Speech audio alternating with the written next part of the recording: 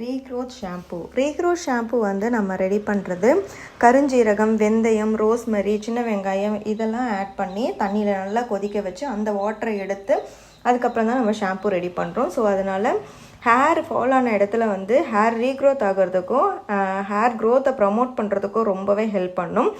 இப்போ வந்து ஆல்ரெடி நம்மளோட சாஃப்ட் அண்ட் சில்கி ஷாம்பு வாங்கி யூஸ் பண்ணிவிட்டு செகண்ட் பாட்டில் ஆர்டர் பண்ணியிருக்கேன்னு சொல்கிறீங்க. Thank you so much. Soft and silky shampoo வந்து அதாவது ஹேர் நல்லா சாஃப்ட் பண்ணி கொடுக்கும், பார்க்குறதுக்கு நல்லா சில்க் அண்ட் ஸ்மூத்தாக இருக்கும். ஏன்னா இதில் செம்பருத்தி பூவு, அதுக்கப்புறம் கத்தாழை, ஆலிவ் இதெல்லாம் இருக்கிறதால நல்லா வந்து ஸ்மூத்னஸ் வந்து உங்களுக்கு வந்து கிடைக்கும்.